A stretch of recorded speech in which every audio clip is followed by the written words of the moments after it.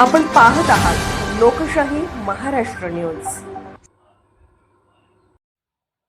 जत तालुक्यात जिल्हा परिषद पंचायत समिती निवडणुकीच्या रणधुमाळीला वेग। 235 उमेदवारी अर्ज वैध, 8 अर्ज अवैध, अर्ज माघारीकडे सर्वांचे लक्ष।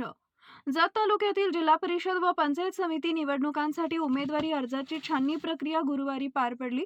या छाननी प्रक्रियेत जिल्हा परिषद गटातील 95 तर पंचायत समिती गणातील 140 असे एकूण 235 उमेदवारी अर्ज वैध ठरल्याची माहिती निवडणूक निर्णय अधिकारी अजय कुमार नष्टे यांनी दिली आहे।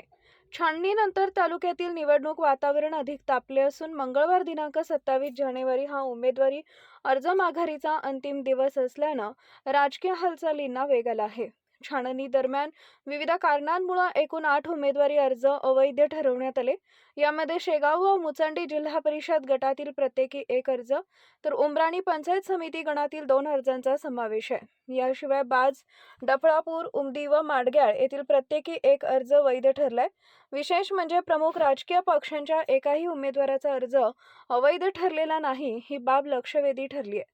दरम्यान पक्षप्रमुखांनी अद्याप अधिकृत उमेदवारांची यादी जाहीर केलेली नसून मंगळवारी अर्ज माघारीची मुदत संपल्यानंतरच अंतिम लढतीचं चित्र स्पष्ट होणार आहे।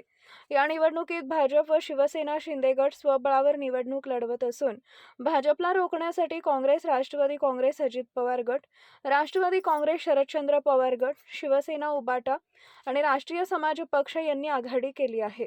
त्यामुळे तालुक्यात बहुरंगी राजकीय समीकरण पाहायला मिळणार आहे। छाननीनंतर पात्र ठरलेल्या उमेदवारी अर्जांची संख्या अशी: जिल्हा परिषद गट जाडर बोबलात 7, उमदी 14, संक 10, दरीबडची 15, मुचंडी 7, बिळूर 8, डफळापूर 6, शेगाव 11, बनाळी 7। पंचायत समिती गण जाडर बोबलात 5, माडग्याळ 7, उमदी 5, करजगी 6, संक 10, गिरगाव 17, दरीबडची 8, तिकोंडी 5, मुचंडी 5, खोजनवाडी 5, बिळूर 12, उमराणी 5, डफळापूर 11, बाज 6, शेगाव 9, कोसारी 5, बनाळी 9, येळवी 10।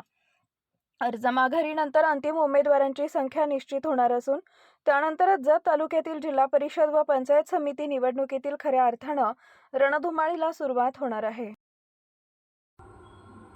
लोकशाही महाराष्ट्र न्यूज चॅनलला लाईक करा, शेअर करा आणि सबस्क्राईब करा।